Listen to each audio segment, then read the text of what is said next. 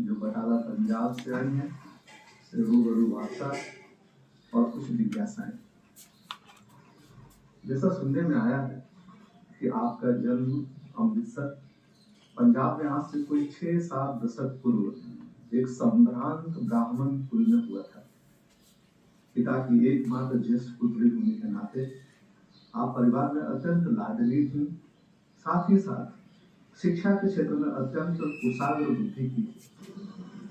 सन 1969-70 69-70 में आपको परम गुरुदेव तत्कालीन सिद्ध संत सदगुरु श्री स्वामी परम ज्ञानानंद जी महाराज का दर्शन लाभ हुआ। प्रथम मिलन में ही आप अपने कृपा मूर्ति गुरुदेव की प्रति अत्यंत आकृष्ट हो गए तथा गुरु साहब ने भी अपनी पुरातन आत्मा को मान पहचान लिया तथा अपनी अजस्र कृपा आप पर बरसानी शुरू की। उनके संरक्षण में ही आपने रसायन शास्त्र केमिस्ट्री में एमएससी की उपाधि प्रथम श्रेणी फर्स्ट क्लास में प्राप्त की तथा गुरु आज्ञा से कॉलेज में प्रोफेसर प्राध्यापिका की नौकरी ग्रहण की। प्रारंभ से ही गुरु के सत्संग में इतनी रम गई कि खाली समय में साधना और स्वाध्याय के अतिरिक्त घूम घूम कर सत्संग प्रवचन में विशेष रूप से निमग्न रहने लगी। इतना ही नहीं, प्रारंभिक अवस्था से ही आपने सदगुरु सेवा और साधना पूर्ण जीवन जीकर संन्यास लेने का मन बना लिया। परिवार और समाज के लोगों के ख्यालों को अनदेखी करती हुई आपने सबसे किनारा होकर श्री नंदली साहिब की पावन गुरु परंपरा के अंतर्गत नौकरी त्याग कर सन 1999-2000 में संन्यास ग्रहण कर सतीश बाला से साध्वी सत्य प्रेमानंद बन गई और पूर्ण रूपेण गुरुदेव के नाम प्रचार में जुट गई। आपने गुरु आश्रम श्री नंगली साहिब, जिला मेरठ, भरमाड़ हिमाचल प्रदेश एवं परमपुरी बिहार ससुराल के नजदीक की गतिविधियों में सक्रिय रूप से जुड़कर मनसा वाचा कर्मणा सेवा एवं सत्संग प्रचार में आप निमग्न हैं। मुख्य रूप से आपके सत्संग में पंजाब प्रांत के हजारों नर नारी प्रभावित हैं जो आपसे दीक्षा ग्रहण कर साधना एवं गुरु सेवा में सक्रिय हैं। तो अभी आप श्रोता बंधुओं ने पूज्य सतीश दीदी का संक्षिप्त परिचय सुना। अब मैं उनसे रूबरू होकर अपनी कुछ जिज्ञासाएं रख रहा हूं जिसका समाधान पाकर हम सब विशेष रूप से लाभान्वित होंगे।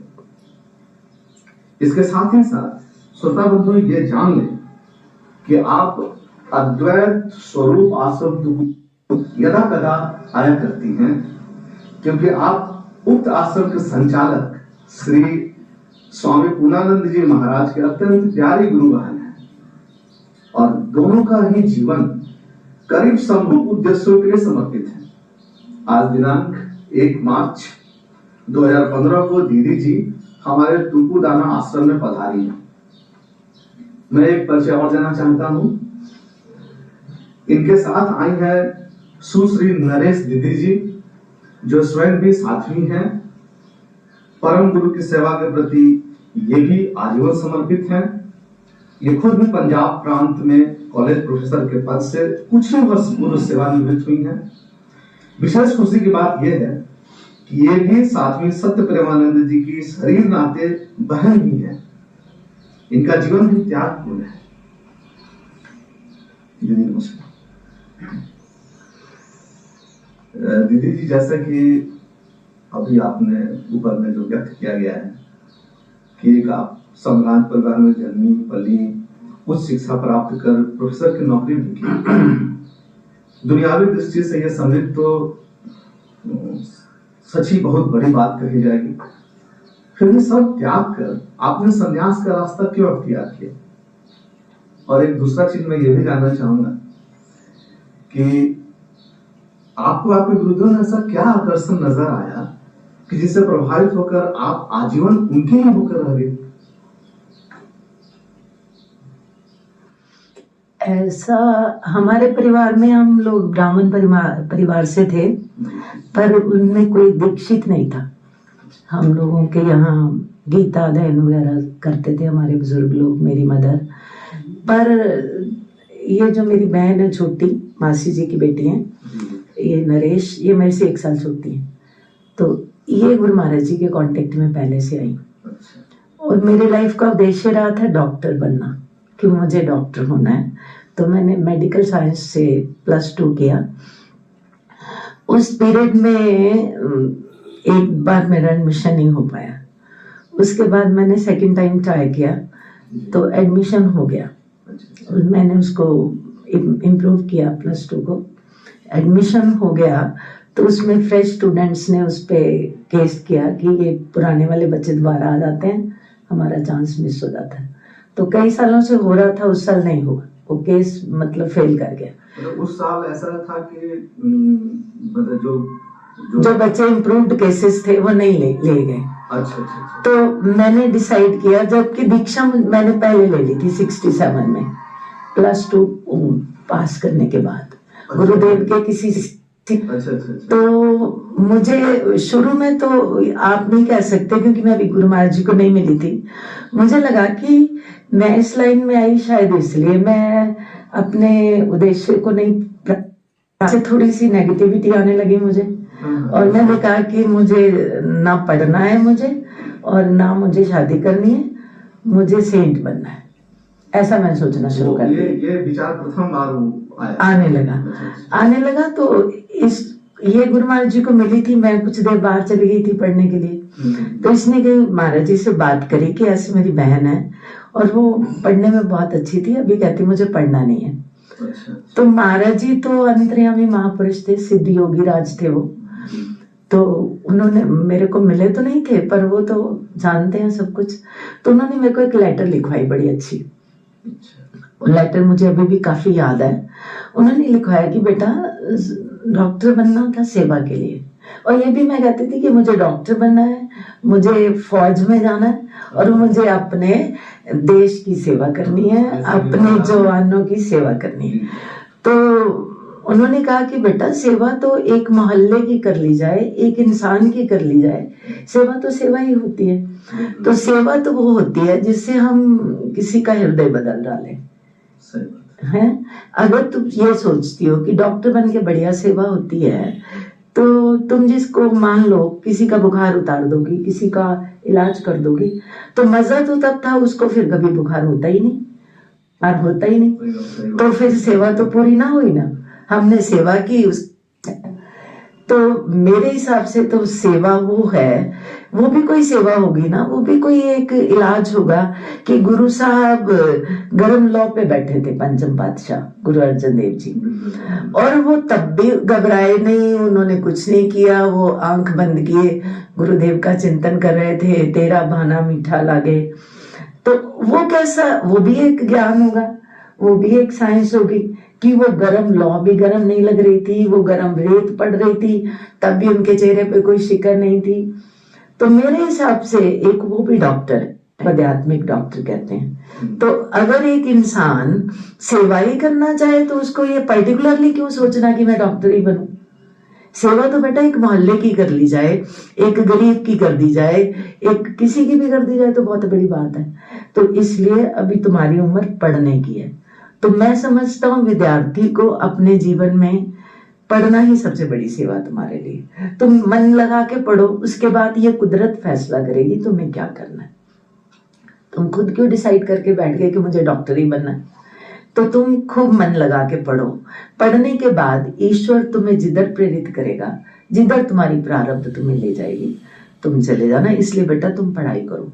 मैंने जबकि मना कर दिया था कि मुझे नहीं पढ़ना, मुझे बीएससी नहीं करनी, तो मैंने लेट सेशन में फिर बीएससी ज्वाइन करी। फिर मैंने बीएससी करी मेडिकल से, फिर मैंने एमएससी केमिस्ट्री में करी। अच्छा दीदी, एक चीज ये कि जब आपने पहला डिसीजन लिया होगा कि मुझे मेडिकल में नहीं जाना है, मुझे अध्यात्म की तरफ अपनी मतलब सेवा के प्रति, पूरे समाज के सेवा के प्रति अपने आप को ले जाना है, तो जब आपने अपने परिवार में इस चीज को बताया होगा अपने बुजुर्गों को, अपने पिता को, अपने भाई को, अपनी माँ को। अब उन लोगों ने जब अपने तरफ से जो बातें कही होंगी, तो वो जो भावनात्मक ओत प्रोत का समय आया होगा, तो आप उस समय उस चीज को कैसे, किनकी कृपा से आपने ऐसा, मतलब वो चीज को साधारण मनुष्य के लिए तोड़ना तो बड़ा ही मुश्किल हो जाता है। सर्कमस्टांसेस तो टफ थी, और सब लोग ये चाहते भी नहीं थे कि मैं सेंट बनूं या मैं त्याग करूं।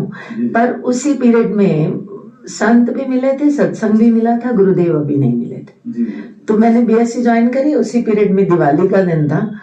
तो नरेश की मुझे लेटर आई, उन दिनों में ये फोन होते थे। लेटर में इसने बताया कि जहाँ हमारे मासी जी के बेटे की शादी है, वहीं पे अगले दिन गुरु महाराज जी आ रहे हैं। तो हम लोग शादियों में नहीं आते थे, बच्चे थे दोनों, तो दोनों दो जनों का मेल तो था ही ना, एक उद्देश्य लेने के लिए कि हमें महाराज जी का बनना है। तो इसने मुझे कहा कि अगर तुझे महाराज जी को मिलना तो तुम इस शादी में आ जाओ, तुम्हें बहाना मिल जाएगा, अगले दिन वहीं पे गुरु महाराज जी आएंगे तो तुम गुरु महाराज जी को मिल लोगे। तो अभी वो महाराज जी की लेटर को पढ़ के मैं इम्प्रेस तो बहुत थी कि मेरे महाराज जी ने बिना मुझे देखे, बिना मुझसे मिले मेरे लिए एक लाइन दी है मुझे, और उनकी किसी बात को काटा भी नहीं जा सकता था, इतना बड़ा उन्होंने बढ़िया ढंग से मेरे को गाइड किया था। तो मैंने बोला ठीक है, मुझे जाना है। तो मैंने माँ को कहा कि कल की जो आप जा रहे हो वो शादी में मैं भी जाऊंगी, जबकि हम लोग कभी शादियों में गए ही नहीं। जब हमने दीक्षा ले ली, नाम ले लिया, तो जैसे पता नहीं, ये प्री डिसाइडेड बाय नेचर होता है, कहते हैं कि जो ही हम दीक्षा में आए हमें लगा कि हमारी लाइन डिफरेंट होनी चाहिए। तो उस दिन हमने डिसाइड किया कि हम शादी में जाएंगे। चलो चले गए। शादी के नेक्स्ट डे मैंने माँ को बोला कि मुझे एक दिन इधर रुकना है, इधर हमारे गुरु महाराज जी आएंगे। तो कुदरत, जब समय आता है आपके जीवन में कोई परिवर्तन होना होता है, इतने बड़े ऋषि को मिलना है आपको, तो नेचर रास्ता बनाती है ना। ये मैंने नहीं बनाया, मैंने डिसाइड भी नहीं किया, मैंने बनाया भी नहीं। It was pre decided by nature कि माँ भी मान गई, पिताजी ने भी कुछ नहीं कहा कि तुम्हें नहीं जाना। बोला हाँ ठीक है, तुम कल उनको मिल लो, परसों हम आपको लेने आ जाएंगे। तो मैं महाराज जी को, अब मुझे तो ये भी नहीं पता था, ये भी सुना दो उनको कैसे मिली मैं, सुनना चाहेंगे आप? हाँ, तो मैंने इससे पूछा, नरेश महाराज जी के पास कैसे जाते हैं? तो इसने कहा कि महाराज जी के पास जो अपने को सबसे प्रिय हो ना, वो प्रसाद लेके जाते हैं। तो मैंने एक सेब लिया और एक मैंने बर्फी ली, और हम लोग गुरदासपुर में उनको आना था, तो हम लोग चले गए, किसी के घर आना था उनको। मेरे पास उनका फोटोग्राफ था ना, वो ब्लैक एंड वाइट था, तो उसमें वो वैसे नहीं थे जैसे वो थे, वैसे नहीं लगते थे। तो जब उनकी गाड़ी आई, सब अपने अपने ढंग से, कोई फूल बरसा रहा था, कोई भजन गा रहा था, कोई, मतलब सब बहुत खुश थे उनके आने से। तो एक साइड में मुझे तो उनको फर्स्ट टाइम देखना था, तो मैं तो खाली उनकी वेट में कि वो कैसे होंगे, क्या होंगे। वो उतरे और उनको मैं देखती रह गई। वो गुरु महाराज जी फिजिकली भी इतने सुंदर थे, मैंने आज तक किसी पुरुष में इतनी सुंदरता नहीं देखी, इतने खूबसूरत थे वो, और इतने दिव्य थे कि मैं ऐसे ही देखती रह गई, हाथ जुड़े ही रह गए। किसी ने प्रणाम किया, किसी ने दंडवत किया, किसी ने फूल बरसाए, मैंने कुछ भी नहीं किया। मैं खाली ऐसे हाथ बांधे साइड में खड़ी थी, और वो मेरे पास से गुजरे। तो एक महात्मा थे, उन्होंने ऐसे मेरे सिर पे हाथ मारा, बड़ी अच्छी बच्ची है, और निकल गए, अंदर जाके बैठ गए। तो इसने मुझे कहा तूने प्रणाम नहीं किया? मैंने कहा नहीं, अभी तो मैं उनको मिला ही रही थी कि जो मेरे पास है और जो ये है, लॉट ऑफ डिफरेंस, ये तो बहुत ही अच्छे। चलो हम लोग अंदर गए, बहुत भीड़ हो गई थी, तो मैंने प्रणाम किया, उनको वो चढ़ा दिया, मैंने प्रसाद चढ़ाया, सेब का प्रसाद चढ़ाया। तो उन्होंने वो सेब एक लिया और मेरे को दे दिया। रश बहुत था, सब लोग प्रणाम ही किए जा रहे थे। तो कहने लगे बच्चों, जिन लोगों को दिवाली का प्रोग्राम अटेंड करना है, वो लोग यहाँ से ऑटो मिलते थे, बड़े बड़े ऑटो होते थे ना, जो टेम्पू बोलते हैं हमारे पंजाब में, टेम्पू में बैठ के सब बच्चे चले जाओ, अंधेरा हो जाएगा। 9 नवंबर 1969 की बात है, जब मैं उनको दिवाली वाले दिन फर्स्ट डे मिली। तो हम लोग चले गए आगे, कुछ 10-12 किलोमीटर आगे एक गाँव था, वहाँ पे उनको जाना था। तो हम लोग चले गए और वहां पे लोग ढोल ढमक्के बाजे लेके आगे गुरु महाराज जी को रिसीव करने आए थे। हम भी उनमें घुस गए उनको करने के लिए। तो ऐसे कार आती थी उनकी, फिर उतरते थे, धीरे धीरे धीरे धीरे लोग उनको प्रणाम करके लेके जाते थे। तो स्टेज पे बैठ गए और स्टेज पे जाके बैठे और उन्होंने बच्चों को सबने प्रणाम किया। कुछ देर उन्होंने 5-10 मिनट वो बोला कि बेटा आज दिवाली है, सब बच्चे अपने अपने घरों में जाओ, दिवाली मना के तो 9 बजे आ जाना, सत्संग करेंगे। ये भी बड़ा पावन दिन है, सबने घर में भी दीपक जलाने हैं, पूजा भी करनी, सब करके आ जाना। और जो बच्चे हमारे साथ बाहर से आए हैं वो लोग जहाँ तुम्हें बताया जाए वहां जाके ठहर जाओ, और जो बच्चियां हैं वो वहां आ जाए जहाँ पे मैं। वो बड़े केयरफुल भी रहते थे, जैसे पेरेंट्स रहते हैं बच्चियों के लिए कि छोटी छोटी बच्चियां बाहर से आई हैं तो वहीं पे ठहरो जहाँ मैं ठहरा। तो हम लोग भी उस घर में चले गए जहाँ पे वो थे। तो हमारे जाने तक वहां पे 1, 2, 3 कमरे भर गए थे। तो 3rd वाले में मुझे जगह मिली। तो ऐसे मैं दूर से उनको देख रही थी और वो अब कैसे थे, कुछ चीजें बता ही नहीं जा सकती। हाँ, वो इतने सुंदर थे, इतने बढ़िया लग रहे थे। और उन्होंने एक रेड वेलवेट की रजाई उड़ा रखी थी उन लोगों ने। उनको सर्दी भी थी, थोड़ी गाँव भी था, सर्दी थी, तो वो रेड वेलवेट में जैसे कोई फरिश्ता नहीं बैठा होता, इतने सुंदर लग रहे थे। तो मेरे पास बर्फी का प्रसाद था। बच्चों को जैसे कुछ अच्छा लगता है, मुझे बर्फी अच्छी लगती थी। तो मेरे मन में भाव आया, आज इतने बड़े दिन मुझे गुरु महाराज जी मिले, कम से कम ये मेरे प्रसाद का भोग तो लगा लें। तो मैंने कहा नरेश, मुझे तो ये नहीं जानते, तेरे को जानते हैं, तू कहना महाराज जी ये मेरी बहन है, इसके प्रसाद को आप ग्रहण कर लो। तो ये कहती है कि इतने लोग प्रसाद लेके आ रहे हैं, इतनी भीड़ हो रही है, तो मैं तो नहीं उनको कह पाऊंगी, ऐसे तो हर कोई कहने लगेगा। तो मुझे तो बहुत डर लगता है, मैं नहीं कह पाऊंगी। तो मैंने भी जवाब दिया, अगर आज ये भोग नहीं लगाएंगे तो मुझे भी आज खाना नहीं खाना। तो वो कहती है कि नहीं, गुरु महाराज जी को बिल्कुल नहीं अच्छा लगेगा कि लंगर का प्रसाद ना लिया जाए। जब वो बोलेंगे जाके खाया तो तुम चल पड़ना, और वहां तेरा नहीं मन करेगा मत खाना, तो फिर हम आ जाएंगे यहाँ।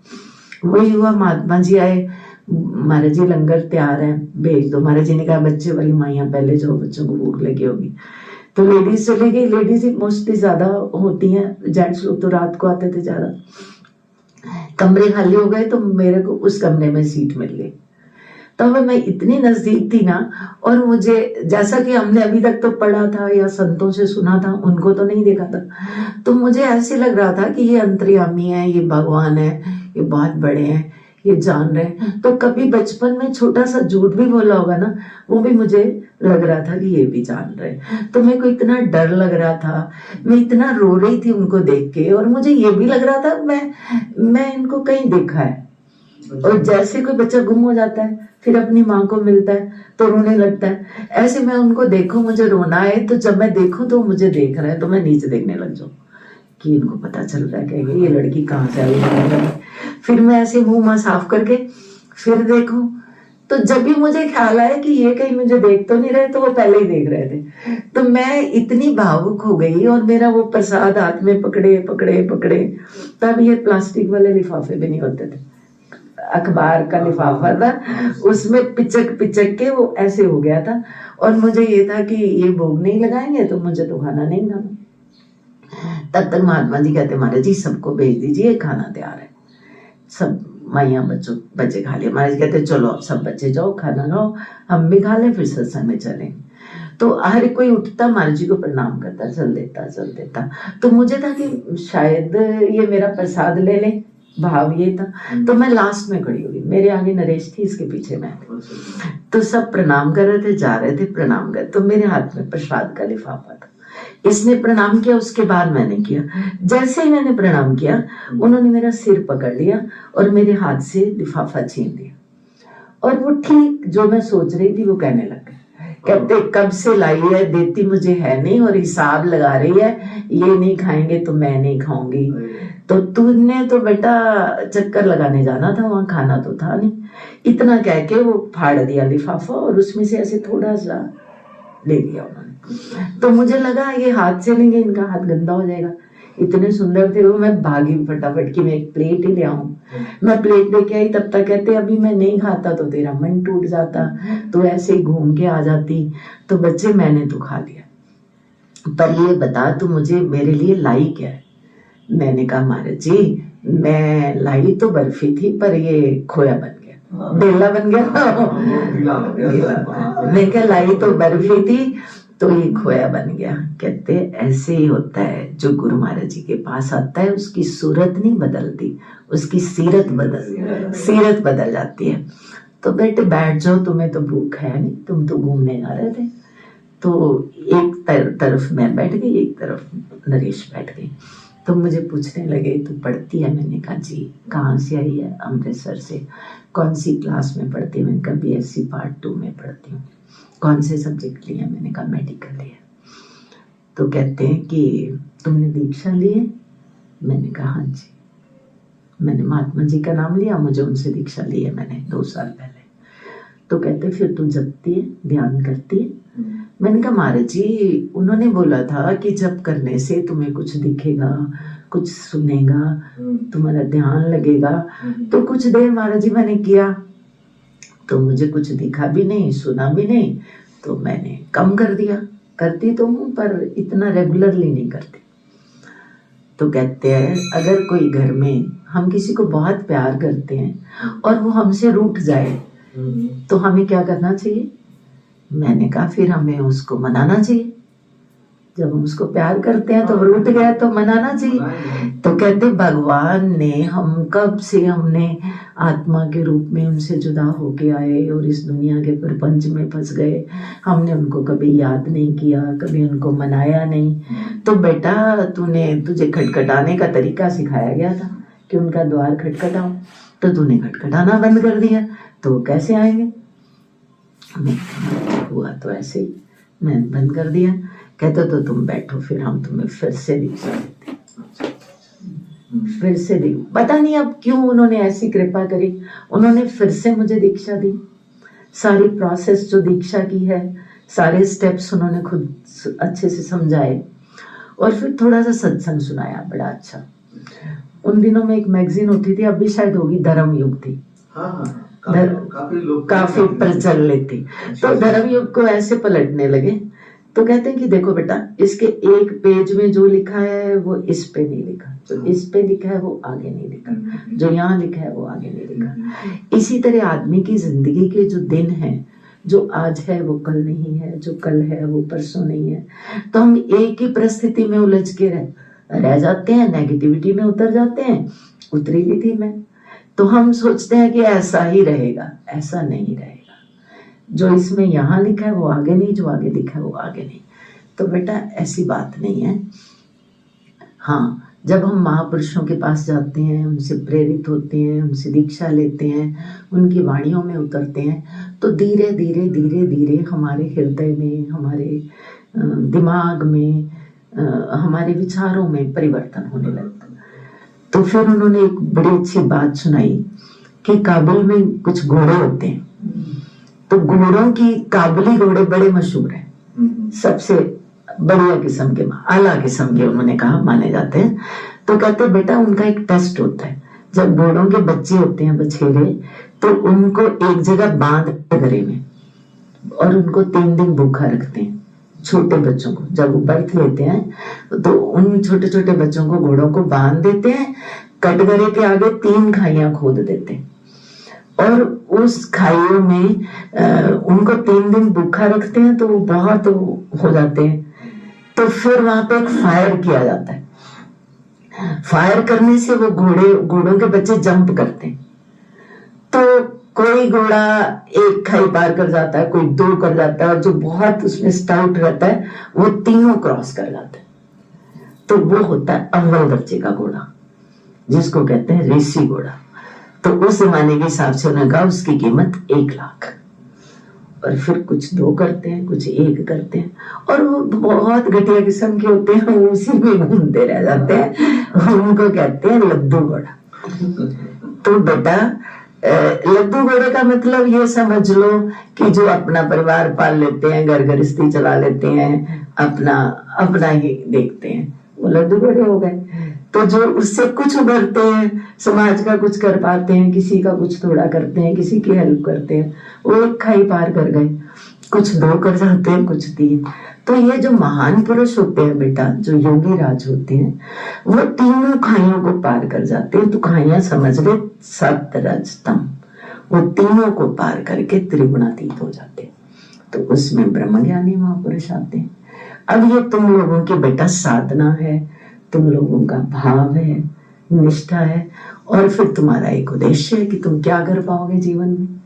मैं क्या महाराज जी, कर पाने को जब इतनी ऑप्शंस होगी तो सोचेगा अव्वल निकलूं मैं, पर उसमें कृपा आपकी होनी चाहिए। अब हमें सोचे हम बन जाए अव्वल तो नहीं बन पाएंगे, तो आपकी कृपा चाहिए महाराज जी। तो फिर हंसने लगे, फिर वो हम लोगों को लेके स्टेज पे चले गए। अब उन्होंने खाना खाया, अपने खाने में से हम लोग को खाना खिलाया। मतलब फर्स्ट टाइम में मुझे लगा ही नहीं कि ये बहुत बड़े गुरु महाराज जी हैं।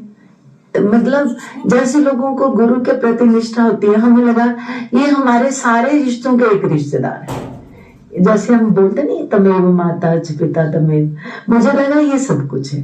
माँ भी है, भैया भी है, भाई भी है, फ्रेंड भी है। तमेव सर्वम मम देवदेव, देवता तो मेरा सब कुछ है। ऐसा मुझे फर्स्ट मीटिंग में लगा। तो नेक्स्ट डे मुझे आ जाना था, तो मैं जब आना था मुझे, तो मैं रोने लग गई। तो कहते तू रोती काहे है बच्ची, तो मुझे चिट्ठी लिखना। मैंने कहा मुझे चिट्ठी लिखनी नहीं आती महापुरुषों को, हम तो रिश्तेदारों को चिट्ठी लिखते हैं, मासी को, मामा को, चाचा को। तो कहते बेटा, ये मुझे बात भूलती नहीं है कभी, बेटा रोते हम लोग।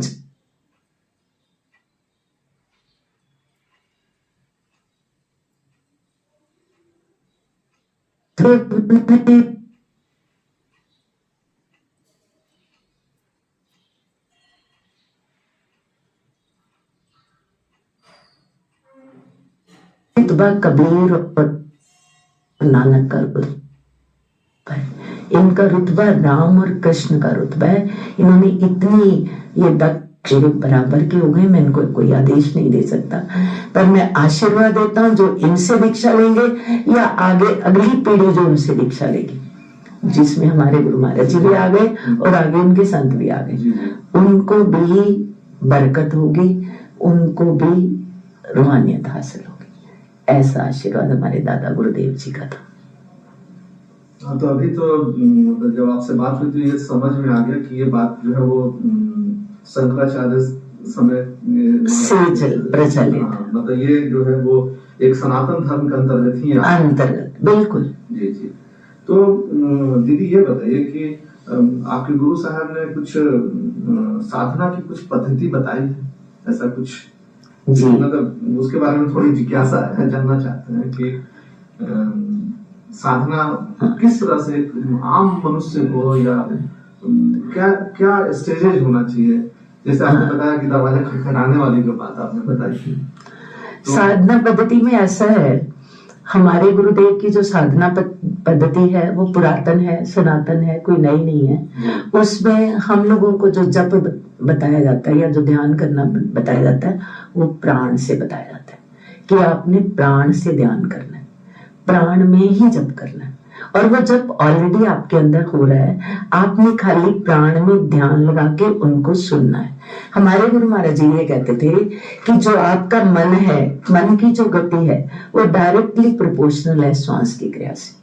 आप कभी श्वास को रोक के देख लीजिए, मन रुक जाएगा, और मन को रोकेंगे तो प्राण रुक जाएगा।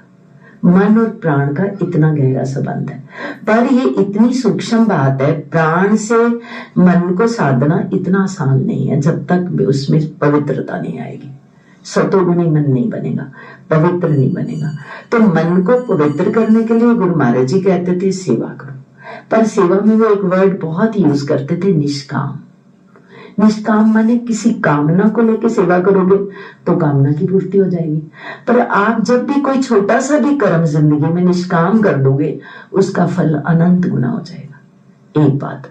दूसरा, गुरु महाराज जी ये कहते थे कि आप जहां भी हो, जिस भी ड्यूटी पे हो, जैसे मैं टीचर हूँ, कोई जॉब करता है, कोई डॉक्टर है, कोई कुछ है, कहते अपने कर्म को यथा युक्ति से जितना आप में ताकत है उसको लगा के अगर आप निष्काम कर देते हो तो आपकी सेवा बन जाती है।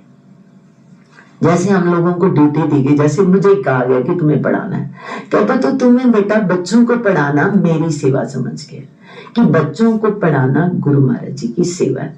तो जब हम ये सोच के पढ़ाएंगे तो हम अपनी गफलत नहीं करेंगे कभी ड्यूटी में। तो कहते हैं आप अपने ड्यूटी में जब भी गफलत नहीं करते, पूरे अपनी ताकत से अपने काम में जुट जाओ, किसी में भी जुट जाओ।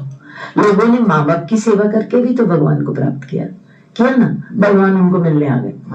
ऐसा क्यों हुआ कि वो उसमें एकजुट होके 100% अपनी सारी ताकत उसमें लगा दी। तो एक तो उनका ये था कि जो करो 100% होके करो, जो भी आपको ड्यूटी सौंपी गई, सेवा की सौंपी गई है, आपको कोई गेट पे गेट कीपर की ड्यूटी है तो उसमें अनगहली नहीं करो। और दूसरी बात कहते थे निष्काम रहो। निष्काम वर्ड तो जैसे सारी गीता निष्काम के गिर्द घूमती है ना, इसी तरह हमारे गुरु महाराज जी कहते थे निष्काम सेवा बहुत बड़ा यज्ञ है। मतलब अपने ड्यूटी को 100% डिवोटी होके करो, डेडिकेशन से करो। एक तो होता है ड्यूटी करनी, है ना, एक होता है डेडिकेशन से करनी है, चाहे कुछ पैसे मिल जाएंगे तो वो तो निष्काम नहीं हुआ। हाँ। अगर वो ध्यान अगर उस तरफ हमेशा लगा हुआ है कि इतना करूंगा तो ये मिलेगा, इतना करूंगा तो ये, तो वो नहीं मतलब डेडिकेशन से करो। और जैसे हम एक पेशेंट को पेशेंट समझ के अटेंड करना और एक उसको डेडिकेशन से करना, उसमें पेशेंट को कितना, पेशेंट क्यों कहता है डॉक्टर जो है वो भगवान है। अगर वही डॉक्टर उसको अच्छे से अटेंड ना करे तो कहेगा नहीं मेरे को किसी और डॉक्टर के पास ले जाओ, ये तो बहुत रफ बोलता है, रूड बोलता है ना। तो डेडिकेशन के लिए वो बहुत प्रेरित करते थे कि कुछ भी करो हृदय से करो, दिल से करो, ये समझ के करो कि यहाँ मेरी ड्यूटी लगाई है तो ये मेरे महाराज जी की सेवा है। सेवा को बहुत महत्व देते थे। उन्होंने खुद जीवन में बेहद सेवा करी। उन्होंने गुरु महाराज जी को सेवा से ही प्राप्त किया। उनकी सेवा से गुरुदेव उनको 1300 संतों में वो ही निजी सेवा में रहे, इतने वो भाग्यशाली रहे। उनको चुना गया उनकी निजी सेवा के लिए और गुरुदेव उनको हनुमान कहा करते, उनको आशिक कहा करते, उनको बहुत प्यार करते हमारे गुरु महाराज जी को। तो हम तो इसी फखर से ही बहुत खुशी है हमें कि हम उनके इतने अनन्य सेवक के बच्चे हैं। अच्छा, ये तो बड़ा आपसे बातचीत करके गुरुदेव और उनसे बहुत सारी बातें, और आपके सामने थोड़े थोड़े गुरु महाराज जी आने नहीं लगा। हम लोग तो बस हमारा उनकी बात करके हमको लगता है कि बस हम विजुअलाइज कर रहे हैं, उनको पिक्चराइज कर रहे हैं। ये तो हुआ कि सैकड़ों लोगों ने अपना गृहस्थ जीवन छोड़ करके गुरु जी से, गुरु महाराज के पास थे, समर्पित हो गए। हाँ। ये सचमुच में एक असाधारण सी बात है। उनके व्यक्तित्व निश्चित रूप से आपके बात से ही ऐसा कुछ मैं भी विजुअलाइज करने लगा हूँ कि कुछ तो महान होगा। ये पक्की बात है कि वो जन्म जन्मांतर के योगी थे। आप उनके बारे में कुछ और सूक्ष्म बातें हमें बताइए कि दर्शक लोग भी उसके बारे में कुछ और जाने, और सूक्ष्मतम बातें कुछ बताइए। एक तो वो बहुत अंतर्यामी थे। जैसे मेरे ग्रैंडफादर थे, ब्राह्मण थे, उनको लगता था कि जगत गुरु ब्राह्मण, तो हमें किसी गुरु की जरूरत नहीं है बेटा, तुम छोटे छोटे बच्चे हो, किस चक्कर में पड़ गए, ये ऐसे ही करने लगे। तो मैंने उनको बोला कि जब महाराज जी आएंगे आप उनसे कुछ प्रश्न पूछ लीजिएगा। तो उन्होंने कुछ क्वेश्चन लिख के अपनी जेब में डालिए कि जब इसके महाराज जी आएंगे, मैं तो भी छोटी थी, तो उनसे पूछूंगा। तो बैठ गए उनके पास और उन्होंने ऐसे, बाबा आप क्या करते हैं, आप कभी भजन भी करते हैं, क्या करते हैं? तो उन्होंने बोला मैं गीता पढ़ता हूँ, ओम जप करता हूँ। तो महाराज जी बात बात में करते करते ठीक सीक्वेंस में उनके क्वेश्चंस के आंसर देने लगे।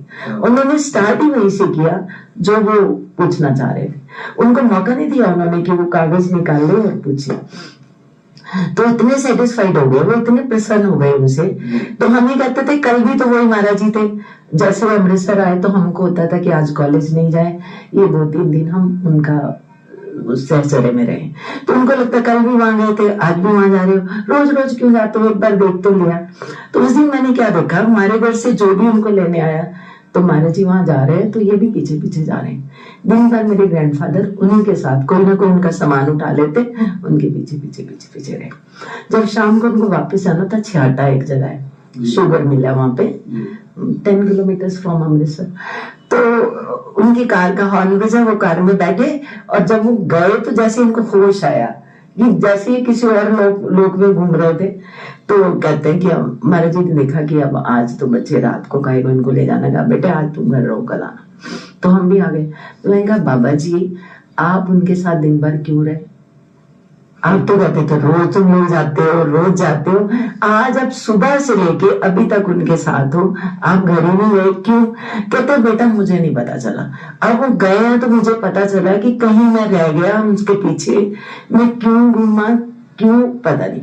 तेरे गुरु महाराज जी, उन्होंने कहा तेरे गुरु महाराज जी सुप्रीम कोर्ट के जज हैं, उनके आगे कोई सवाल करने की जरूरत नहीं है, बिना सवाल के वो जवाब देते हैं। एक तो वो बहुत बड़े अंतर्यामी थे, एक बात।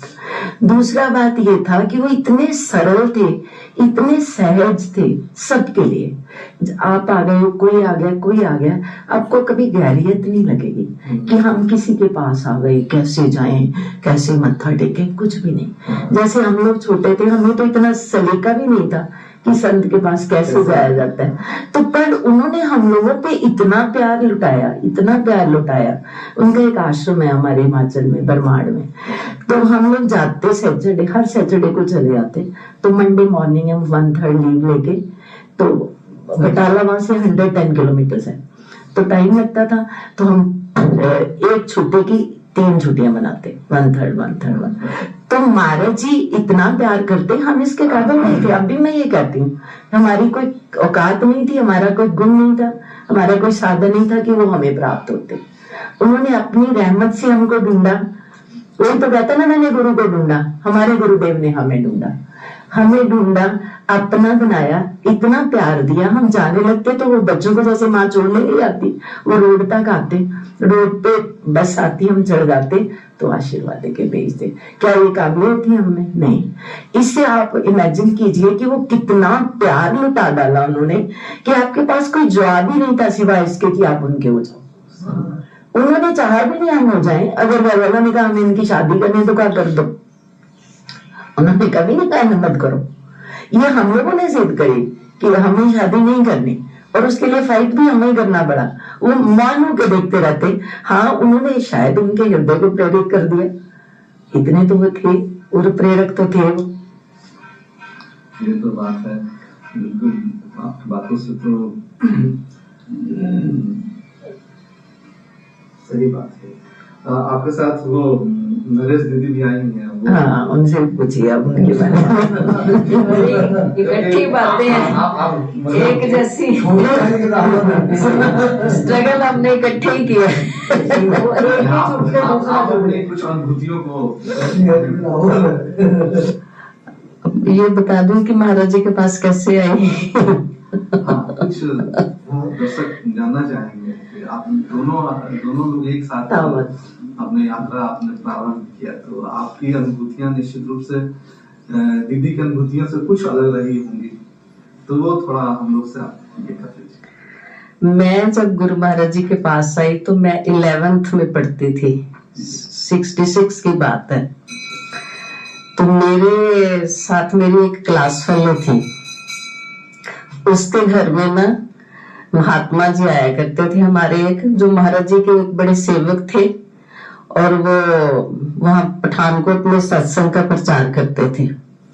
तो वो मेरे स्कूल में मेरे साथ ही बैठा करती थी रोज।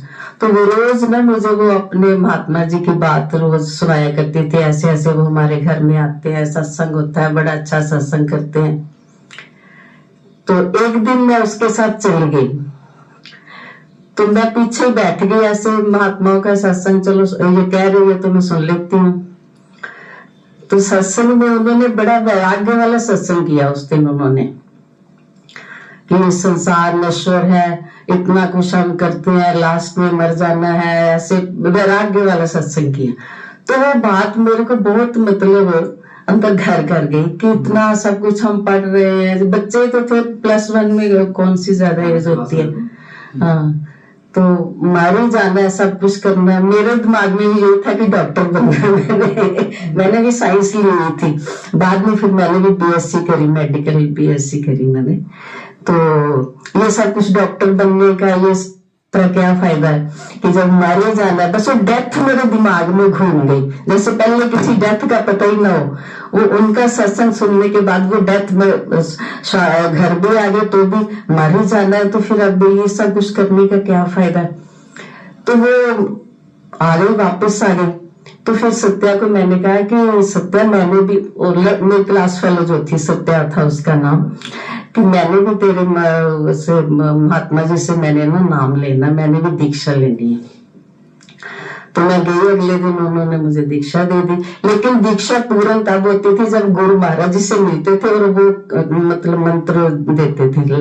महात्मा जी तो प्रिलिमिनरी बता देते थे ना, तो लास्ट में गुरु महाराज जी को मिलना होता था। तो एक बार गुरु महाराज जी भी आए वहां पर, पठानकोट में नहीं आए, पठानकोट के पास ही एक और कोई मतलब गांव तो नहीं, गांव से बड़ा थोड़ा कस्बा था, वहां पर गुरु महाराज जी। तो उसने मुझे कहा कि गुरु महाराज जी भी आए हैं। तो मैं उसके साथ ऐसे ही घर से बहाना बना के कोई चली गई उसके साथ ही गुरु महाराज जी के पास। तो वो जहां पर गुरु महाराज जी आए थे वो उनके रिलेटिव्स थे।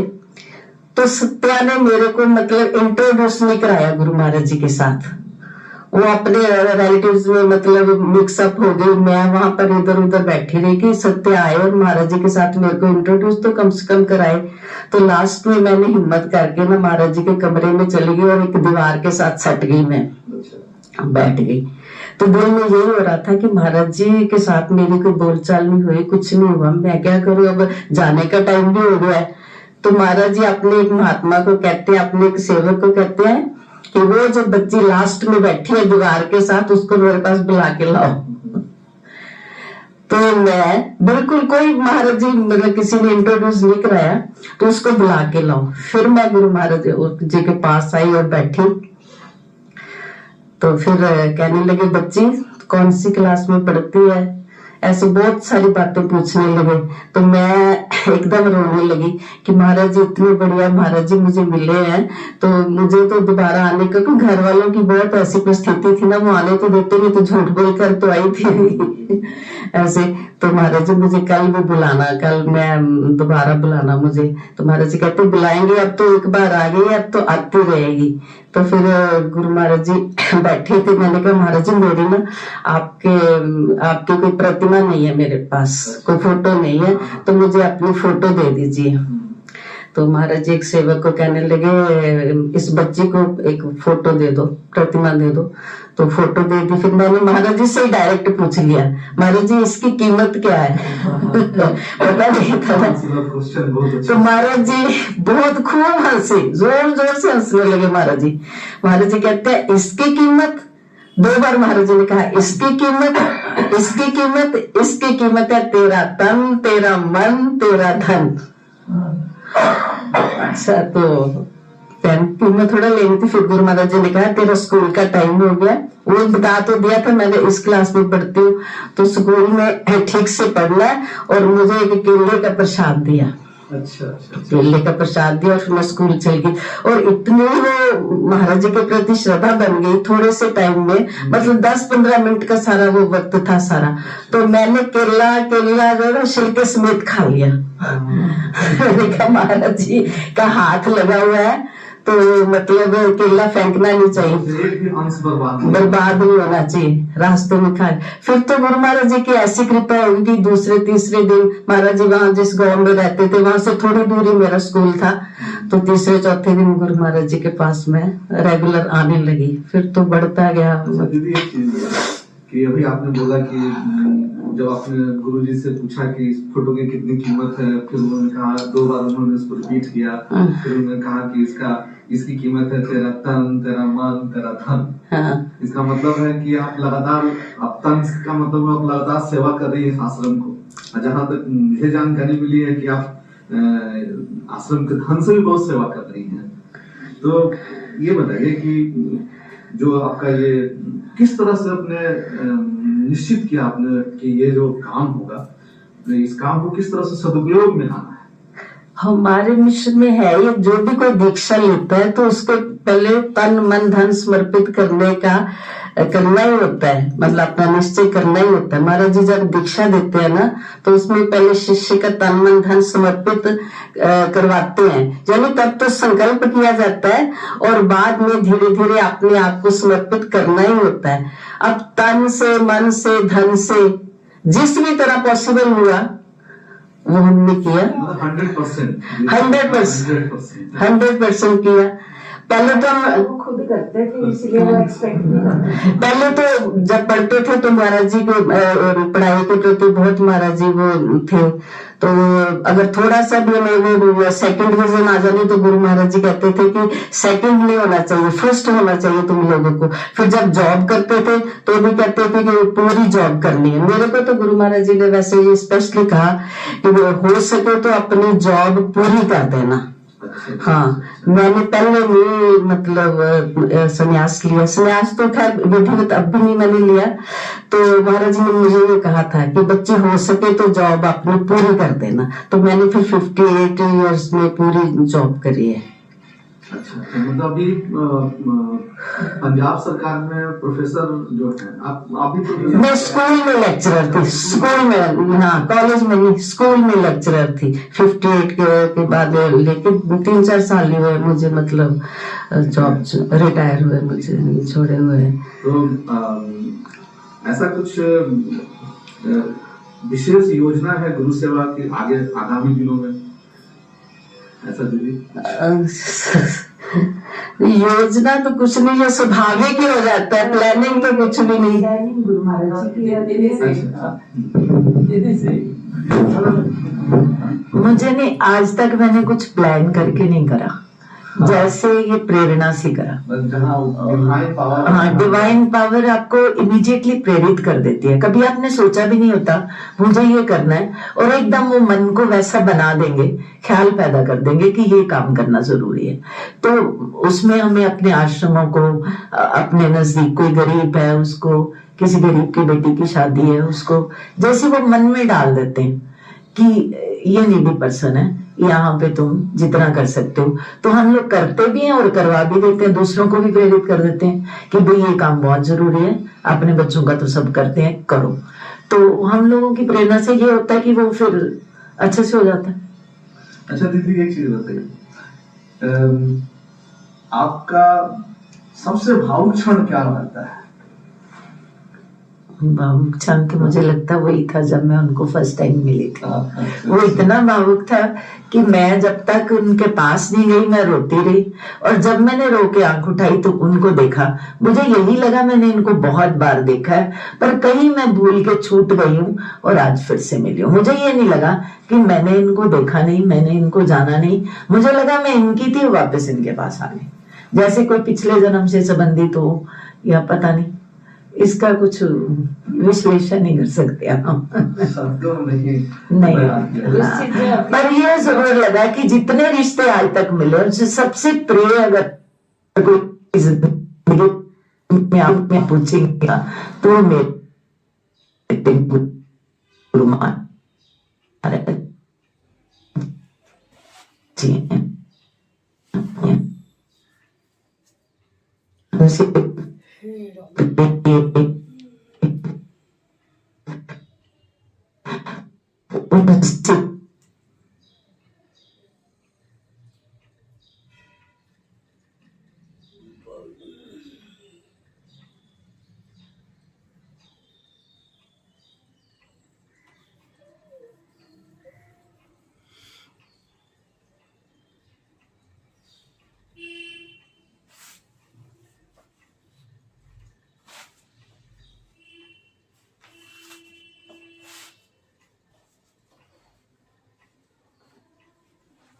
पार कर दिए।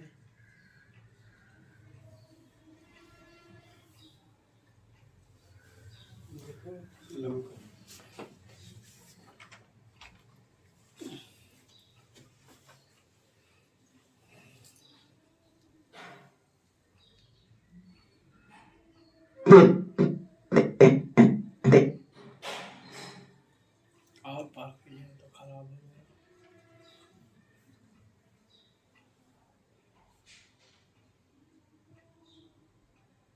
आत्मा हमारी पता है कोई? ऑर्गन्स तो सभी वही है, आंख भी है, कान भी है, नाक भी है, मुंह भी।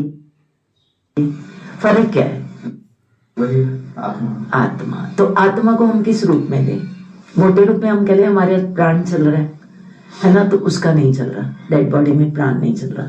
तो आत्मा को हम आत्मा कह लें, भगवान कह लें। अब भगवान को आप जिस रूप में मान लीजिए वो कह लें, तो हम अपने आत्मा को अपने गुरु महाराज जी मान लें।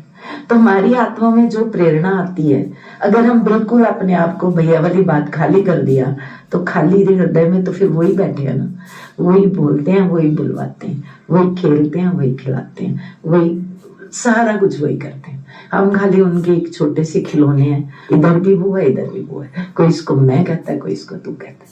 हम कहते हैं मैं नहीं, मेरे महाराज जी हैं। लोग कहते हैं मैं। मुझे तो यही फर्क लगता है और कोई फर्क नहीं है। आत्मा में भगवान ही है, बस एक रूप में हम सब भगवान ही है। अमर आत्मा सच्चिदानंद मैं हूँ, तू है, सब है। तो सब अमर आत्मा है, सब गुरु महाराज जी का स्वरूप है। कोई कहता है राम जी का स्वरूप है, कोई कहता है कृष्ण का स्वरूप है, हम कहते हैं सारा जगत मेरे गुरुदेव का स्वरूप है ना। तो हम आपसे भी बात करें, हमें लगता है गुरु महाराज जी आपको लाए होंगे। आपको यहाँ लगा कि हम लोग आपसे गए ना, या आप हमसे कभी मिले नहीं? ऐसा नहीं लगा ना। लेकिन आपके बातचीत से तो एक ये जरूर एक मैसेज हम लोग मिल रहा है कि आपके आश्रम के माध्यम